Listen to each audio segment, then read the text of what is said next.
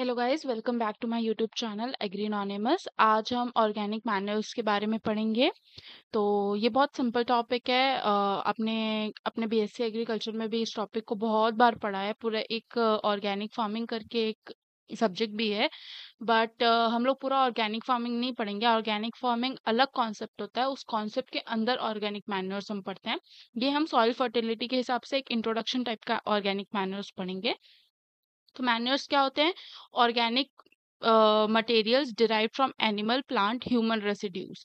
जितने animal, plant और human residues होते हैं, उससे जो ऑर्गेनिक मटेरियल उनको फर्मेंट करके, उनको डिग्रेड करके जो बनाया जाता है, उसको ऑर्गेनिक मैन्योर्स बोलते हैं। ये प्लांट न्यूट्रिएंट कॉम्प्लेक्स फॉर्म्स में प्लांट न्यूट्रिएंट रहते हैं ऑर्गेनिक मैन्योर्स में। इनका न्यूट्रिएंट कंटेंट लो रहता है, रेसिडुअल इफेक्ट हाई रहता है, और ये फिजिकल प्रॉपर्टी भी इंक्रीज करते हैं प्लांट की, जो कि मिनरल फर्टिलाइजर्स नहीं कर पाते हैं। दोनों में अंतर क्या होता है कि फ्रॉम रेसिड्यूज ऑफ प्लांट, ये रेसिड्यू ऑफ प्लांट, ह्यूमन और एनिमल से बनाया जाता है। ये प्योर मिनरल होता है इनऑर्गेनिक फर्टिलाइजर्स। ये बल्कि होते हैं, मतलब ज्यादा अमाउंट में आप यूज करोगे और बहुत कम न्यूट्रिएंट मिलेगा। पर ये इनको कम अमाउंट में इनऑर्गेनिक फर्टिलाइजर को यूज करोगे तो भी ज्यादा न्यूट्रिएंट मिलेगा। फिर इनका स्लो रिलीज होता है ऑर्गेनिक मैन्योर का, और इनका रैपिड रिलीज होता है फर्टिलाइजर्स का। ये सॉइल डैमेज नहीं करता है, जबकि जो फर्टिलाइजर्स होते हैं वो सॉइल डैमेज बहुत ज्यादा करते हैं। अगर आप क्या बोलते हैं, हाई रेट्स में अप्लाई करो तो प्लांट को भी सॉइल डैमेज होता है और सॉइल को भी सॉइल डैमेज होता है। फिर ये लेस वाटर सॉल्युबल होता है, पानी में जल्दी घुलते नहीं है, और ये पानी में जल्दी घुल जाते हैं फर्टिलाइजर, और इनकी वजह से पानी में घुल के ये नीचे चले जाते हैं, लीचिंग हो जाती है इनकी। फिर इसका मतलब ये जो फर्टिलाइजर्स होते हैं, ये बहुत जल्दी आप जो होते हैं प्लांट से, सॉइल से बहुत जल्दी लॉस होता है इनका। पर जो ऑर्गेनिक मैन्योर होते हैं उनका नहीं होता है। ये मैक्रो माइक्रो दोनों न्यूट्रिएंट देते हैं। माइक्रो न्यूट्रिएंट्स भी देते हैं, एनपीके, और माइक्रो भी देते हैं। और ये एक या दो न्यूट्रिएंट ही देते हैं। अगर ये यूरिया जैसे सिर्फ एन देता है और पोटाश सिर्फ के देता है, वैसे एक या दो न्यूट्रिएंट बस देते हैं ये फिजिकल कंडीशन, जैसे वाटर होल्डिंग कैपेसिटी होती है, कलर ऑफ सॉइल होता है, ये सब ठीक करता है जो ऑर्गेनिक मैन्योर होता है। इसको आप धीरे धीरे यूज करते जाएंगे तो सॉइल की क्वालिटी बेटर होती है। जो ह्यूमस होता है सॉइल का बढ़ता है, ऑर्गेनिक मैटर कंटेंट बढ़ता है सॉइल का। पर इसके फर्टिलाइजर की वजह से कोई फिजिकल चेंज, फिजिकल कंडीशन में कोई चेंज नहीं आता। इनको आप फोलियर स्प्रे की तरह दे सकते हैं, फर्टिलाइजर्स को फिक्सेशन कर सकते हैं इनका सॉइल कॉम्प्लेक्स में, या स्प्लिट डोज की तरह इसको दे सकते हैं। पर जो ऑर्गेनिक मैन्योर होता है उसमें ऐसा कोई कॉन्सेप्ट नहीं होता कि आप फोलियर स्प्रे दे सकते हैं या स्प्लिट कर सकते हैं, ऐसा कोई कॉन्सेप्ट नहीं होता। देन क्लासिफिकेशन ऑफ मैन्योर्स, इसको सॉरी मेरे इस पे उल्टा हो गया ये। जो क्लासिफिकेशन है मैन्योर्स का, वो दो टाइप के होते हैं, एक बल्की होता है और एक कंसंट्रेटेड होता है। ठीक है। बल्की क्या होता है? लो रहते हैं न्यूट्रिएंट में, बल्क क्वांटिटी में आपको अप्लाई करना पड़ता है, जैसे एफआईएम, कंपोस्ट, सीवेज और स्लज जो रहता है। ग्रीन मैन्योरिंग होती है और एक ब्राउन मैन्योरिंग भी होती है। पर जो कंसंट्रेटेड होते हैं वो हाई होते हैं न्यूट्रिएंट कंसंट्रेशन में। न्यूट्रिएंट जो कंटेंट होता है उनमें हाई रहता है। लेस क्वांटिटी में आप अप्लाई करते हैं, जैसे ऑयल केक्स हो गए जो कि एडिबल नॉन एडिबल दोनों होते हैं। ग्रीन मैन्योर्स हो गए, ग्रीन लीफ मैन्योरिंग हो गई, बोन मील हो गया, या गुआनो हो गया। हम एक एक करके सब पढ़ेंगे। बल्कि ऑर्गेनिक मैन्योर्स, कुछ इंपॉर्टेंट मैन्योर्स का एनपीके कंटेंट मैंने दे के रखा है, इसको याद कर लीजिए। एफआईएम तो बहुत ही ज्यादा इंपॉर्टेंट है, और कंपोस्ट बहुत ज्यादा इंपॉर्टेंट है। ये दोनों पूछा ही जाता है, ये तीनों बहुत इंपॉर्टेंट है। तो इसको आप याद कर लीजिए, इस पर्टिकुलर टेबल को। ये टेबल बहुत बड़ा था बुक में, पर मैंने इतना ही दिया है क्योंकि आई गेस इतना ही इंपॉर्टेंट है, एग्जाम में ज्यादा इसको पूछा नहीं जाता है। Then farm yard manure, FIM जो होता है वो कैसे बनता है? जो काऊ गोबर होता है, डंग, काऊ डंग, और जो काऊ यूरिन होता है, वो उसको हम लोग कंपोजिशन जो रहता है उसको डिकम्पोज करते हैं। पहले वेस्ट फीड और फॉडर के साथ, जो भी फार्म एनिमल्स का वेस्ट निकलता है, फीड निकलता है, फॉडर वेस्ट निकलता है, जितना भी वेस्ट निकलता है उसका डिकम्पोजिशन होता है, उसको फार्म यार्ड मैन्योर बोलते हैं। ये कंपोजिशन जो होता है उस किस पे डिपेंड करता है? काइंड ऑफ एनिमल और एज, जैसे जैसे जैसे जो गाय होती है उसका एज बढ़ते जाता है, उसका जो काउ डंग होता है उसमें न्यूट्रिएंट क्वांटिटी कम होती जाती है, तो एज भी मैटर करता है इसमें। Nature of feed and fodder, क्या फीड और फॉडर आप डाल रहे हैं डिकम्पोजिशन में, वो मैटर करता है। और मेथड ऑफ स्टोरेज, जैसे यूरिन होता है वो वोलेटाइजेशन में वो हो जाता है, उसका न्यूट्रिएंट चला जाता है, और कहीं कहीं वो सीवेज की वजह से भी चला जाता है। तो क्या स्टोरेज आपका है जिसकी वजह से जो वोलेटाइजेशन हो वो कम हो, वो भी मैटर करता है फार्म यार्ड मैन्योर में। मेजर लॉसेस कब होते हैं? फेलियर टू कलेक्ट यूरिन, मैंने जैसे बताया, और कन्वर्टिंग डंग एज फ्यूल, इसमें भी मेजर लॉस होता है हैंडलिंग की वजह से। मेजर लॉस ड्यूरिंग स्टोरेज क्या क्या होता है? लीचिंग हो जाती है, जो यूरिन होता है वो लीच्ड आउट हो जाता है, और वोलेटाइजेशन हो जाता है एन का उससे। Then redeeming method for such loss, trench method जो होता है FIM प्रिपरेशन का, उसको आप यूज कर सकते हैं। यूज ऑफ केमिकल प्रिजर्वेटिव जैसे जिप्सम होता है, सुपर फॉस्फेट होता है, इसकी वजह से वॉलेटाइजेशन जो होता है वो कम हो जाता है। और गोबर गैस प्लांट लगा के आप उससे भी जो लॉसेस होते हैं उसको रिड्यूस कर सकते हैं। Then compost, process of decomposing organic waste is called composting. जो ऑर्गेनिक वेस्ट है उसको डिकम्पोज करने के प्रोसेस को कंपोस्टिंग बोलते हैं, और जो कंपोस्ट होता है वो जो डिकम्पोज मटेरियल आता है उसको हम कंपोस्ट बोलते हैं। इसके अलग अलग मेथड है, एक दो तीन, तीन मेथड यहाँ पे दिए गए हैं, इंपॉर्टेंट मेथड से ये। कोयम्बटोर मेथड जो होता है वो पिट्स में किया जाता है, डिफरेंट डिफरेंट साइजेस की पिट्स होती हैं। फर्स्ट लेयर वेस्ट मटेरियल का डालते हैं, फिर अपन मॉइस्ट गीला करते हैं उसको। किससे गीला करते हैं? सस्पेंशन से। 5 से 10 kg काऊ का गोबर रहता है, और 2.5 से 5 लीटर जो वाटर होता है, उन दोनों को मिला के एक सस्पेंशन बनाया जाता है, उसको वेस्ट मटेरियल के ऊपर डाल के उसको गीला किया जाता है। फिर उसके बाद उसमें बोन मील डाला जाता है थोड़ा सा। फिर उसके बाद सेम लेयर्स होती है, ये सेम प्रोसेस जो होती है, ये जो 3 प्रोसेस मैंने बताई, ये प्रोसेस तब तक करते हैं जब 0.75 मीटर तक वो ऊपर हो जाता है। जो पिट में है वो 0.75 मीटर आप भर देते हैं। उसके बाद उसको वेट मड, गीली मिट्टी से आप उसको प्लास्टर करते हैं ऊपर, और उसको 8 से 10 वीक तक छोड़ देते हैं। फिर जब प्लास्टर रिमूव होता है तो मटेरियल फिर से गीला किया जाता है। फिर से उसको जो होता है टर्न किया जाता है, टर्न का मतलब होता है उसको चलाया जाता है, चर्न किया जाता है, और उसके बाद उसको हीप में रख के शेड में रख दिया जाता है यूज करने के लिए। इंदौर मेथड में बेडिंग यूज होती है।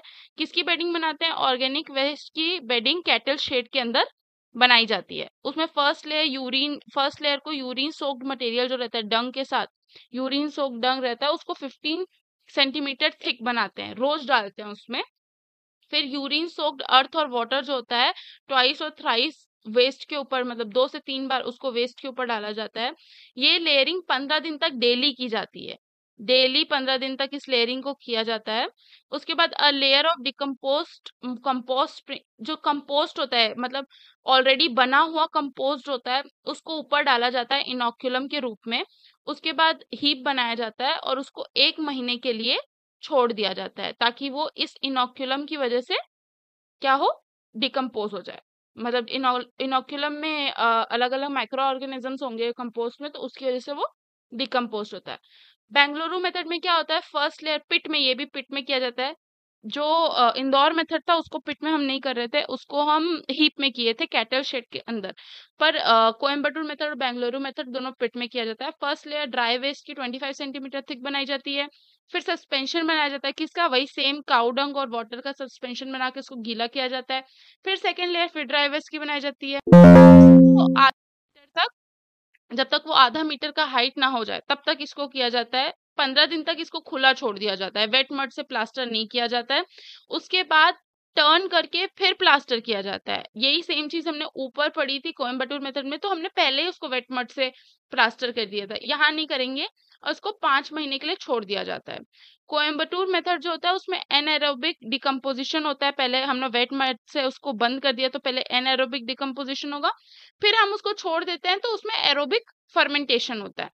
बैंगलोर मेथड में जस्ट उल्टा होता है, जैसे मैंने बोला वेट मड को पहले नहीं डाला जाता, 15 दिन के बाद डाला जाता है, तो जस्ट रिवर्स होता है। ये बल्कीएस्ट होता है बट थरली डिकम्पोज नहीं रहता है बेंगलुरु मेथड। सीवेज और स्लज क्या होता है? ह्यूमन एक्सक्रीटा, ह्यूमन वेस्ट और ह्यूमन वेस्ट वाटर जो रहता है उसका लिक्विड पोर्शन को सीवेज बोलते हैं और सॉलिड पोर्शन को स्लज बोलते हैं। अब इसको अपन मैन्योर में कैसे बनाते हैं? सीवेज को बहुत दिनों तक रख दिया जाता है, स्टैंडिंग मतलब सेडिमेंटेशन के लिए रखा जाता है, जिसकी वजह से जो स्लज होता है वो नीचे चला जाता है सेप्टिक टैंक्स में। फिर जो सीवेज वाटर होता है उसको प्री फर्मेंटेशन किया जाता है, जिसकी वजह से ऑक्सीडेशन और फर्मेंटेशन होता है। फिर उसके बाद जिसकी वजह से सी एन रेशियो जो होता है स्लज का वो डाउन जाता है। स्लज जो होता है एन और पी में रिच होता है, पर के में वो रहता है, लो रहता है। सीवेज वाटर इरिगेशन के लिए हम लोग यूज करते हैं।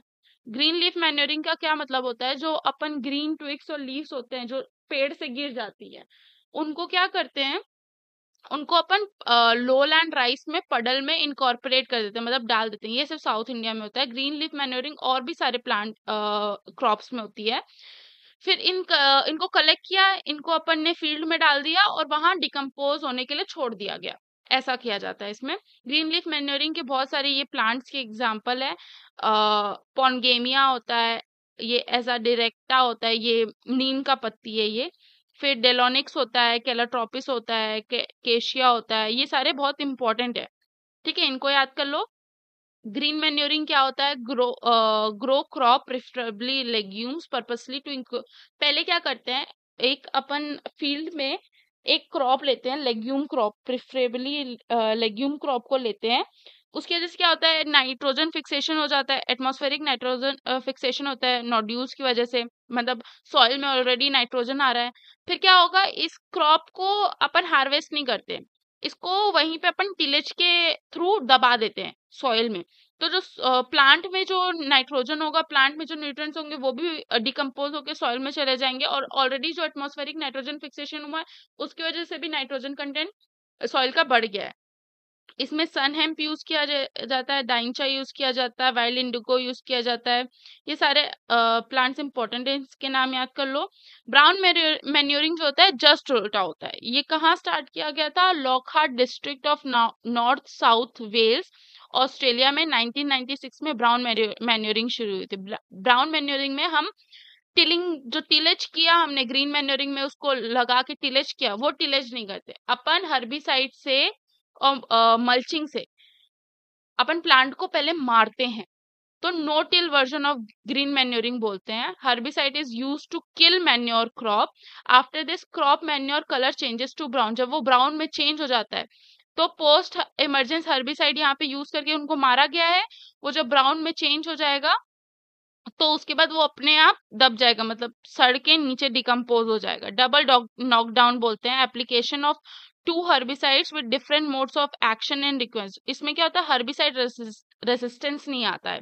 जो हर्बिसाइड और वीड्स थे उसमें हर्बिसाइड रेसिस्टेंस नहीं आता है। टाइमिंग क्या होती है हर्बिसाइड एप्लीकेशन की, ग्रासी वीड्स के लिए मिल्क डोट स्टेज से पहले, और अर्ली फ्लावरिंग वीड स्पीसीज के लिए फ्लावरिंग से पहले। For maximising N fixation until, जब प्लांट एकदम पीक बायोमास पे रीच करेगा तब हम हर्बिसाइड स्प्रे करेंगे ताकि एंड फिक्सेशन हो वो मैक्सिमम हो। आइडियल ब्राउन मैन्योर प्लांट किसको बोलते हैं, जो ग्रोअर्स को वीड कंट्रोल करने के लिए, मतलब ऐसा प्लांट चुनते हैं जो वीड से compete कर सके। वीड की दातात ना फील्ड में कम हो और एंड फिक्सेशन ज्यादा हो, while minimising cost and risk. मतलब हमको ऐसा ना हो कि हर्बिसाइड रेजिस्टेंस हो गया है हमारे खेत में, कि वीड रेजिस्टेंट हो गया है हर्बिसाइड एप्लीकेशन की वजह से। मतलब ऐसा प्लांट यूज करना है जिसकी वजह से वीड कंट्रोल सही रहे। क्राइटेरिया क्या होता है आइडियल ब्राउन मैन्योर प्लांट का, कॉस्ट एंड अवेलेबिलिटी सही होनी चाहिए सीड की, इजी टू कल्टीवेट होना चाहिए, ज्यादा अपन को मेहनत ना लगे।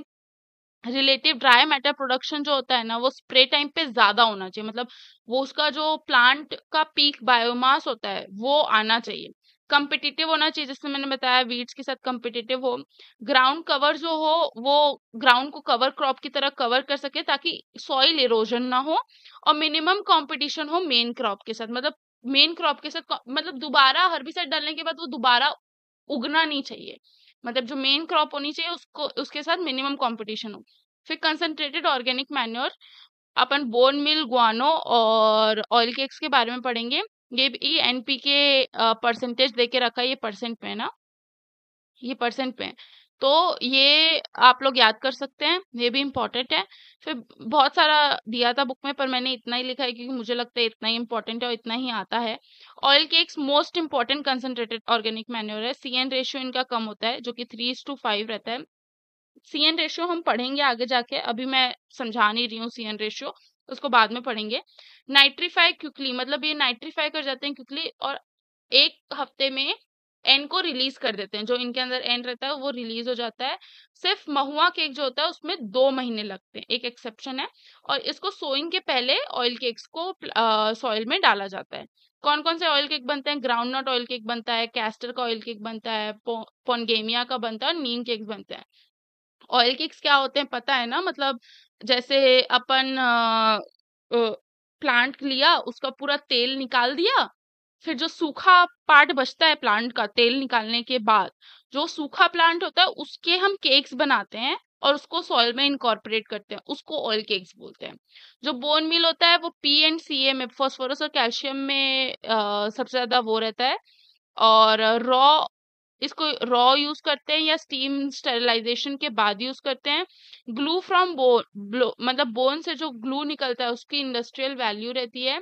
स्लो एक्टिंग है, मतलब जल्दी एक्ट नहीं करता है, सॉइल को जल्दी प्रोवाइड नहीं करता है न्यूट्रिएंट से। और ये एसिड सॉइल्स में और लॉन्ग ड्यूरेशन क्रॉप्स में, जैसे मैंने बोला जल्दी एक्ट नहीं करता, तो लॉन्ग ड्यूरेशन क्रॉप के लिए सबसे अच्छा है, क्योंकि जब तक उसका न्यूट्रिएंट निकलेगा तब तक प्लांट एक ऐसी स्टेज पे पहुंच जाएगा जहां पे उसको न्यूट्रिएंट की जरूरत है, जैसे फ्लावरिंग स्टेज हो गई या मिल्क डो स्टेज हो गया। तो जब तक उसका न्यूट्रिएंट निकलेगा तब तक प्लांट की वो स्टेज पहुंच गई है जहां पे न्यूट्रिएंट की हमें जरूरत है। गुआनो क्या होता है? एक मिक्सचर होता है एक्सक्रीटा और डेड रिमेन्स का, जो सी बर्ड्स होती हैं उनका एक्सक्रीटा और जो डेड रिमेन्स होता है उनका मिक्सचर रहता है। N and P में, नाइट्रोजन और फास्फोरस में ये बहुत ज्यादा रिच होता है। और ये कलेक्टेड, मतलब हम पीरियोडिकली उसको आइलैंड से कलेक्ट करके लाते हैं। फिश गुआनो क्या होता है? जब फिश ऑयल का एक्सट्रैक्शन हो जाता है तो जो स्टफ ड्राई बचा रहता है उसको मैन्योर के लिए यूज किया जाता है। वर्मी कंपोस्टिंग, वर्मी कंपोस्टिंग क्या होती है? Organic waste are decomposed using earthworm. Earthworms are the friends of farmer, हमको पता है अर्थवॉर्म को बहुत यूज होता है फार्मिंग में। तो अर्थवॉर्म क्या होते हैं? फिजिकली एरेटर होते हैं, क्रशर होते हैं और मिक्सर होते हैं। केमिकली डिग्रेड करते हैं और बायोलॉजिकली एक स्टिम्युलेटर होते हैं। प्रोसेस को क्या बोलते हैं? Vermi composting. एंड प्रोडक्ट को क्या बोलते हैं? Vermi compost. ये बहुत इंपॉर्टेंट है, इसको याद ही कर लो, कुछ याद करो ना करो, this is very important. 1.2 to 1.6% nitrogen होता है, 1.8 to 2% फॉस्फोरस होता है, और 0.5 to 0.75% पोटेशियम होता है।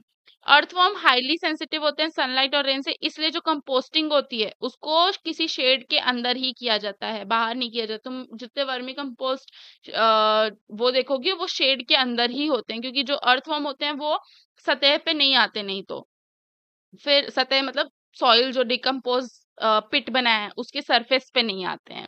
फिर 2 methods are adopted for waste treatment by earthworm. First method क्या होता है? डायरेक्टली, और एक इनडायरेक्टली मेथड होता है। डायरेक्टली वाले में सॉलिड ऑर्गेनिक वेस्ट को सॉइल में ही स्प्रेड कर दिया जाता है, सॉइल सरफेस में, और उसका इनकॉर्पोरेशन सॉइल में डायरेक्टली किया जाता है, मतलब वहीं पे अर्थवर्म डाल देंगे सॉइल के अंदर और ये डायरेक्टली हो जाएगा। सेकेंड मेथड क्या होता है कि हीप्स बनाए जाते हैं। फिर अर्थवॉर्म एक्टिविटी जो होती है वो हीप्स में होती है, और उसका जो वर्मी कंपोस्ट निकलता है, जो पिट्स और हीप्स बना के वर्मी कंपोस्ट बनाया, फिर वर्मी कंपोस्ट को बाद में सॉइल में डाला जाता है। 2 मेथड हो गया। इंडिया में 2 स्पीसीज बहुत ज्यादा फेमस है अर्थवॉर्म की जिनसे वर्मी कंपोस्टिंग होती है, एक यूजीने है और एक फोइटिडा है। ये दोनों स्पीसीज याद कर लो, this is very important. Thank you for watching my channel. Vermicomposting जो कैसे होती है पूरी हम एक अलग से लेक्चर लेके उसको पढ़ेंगे। And thank you. अगर आपको मेरे साथ पढ़ना पसंद है तो you can subscribe the channel, like the video, and once again thank you so much.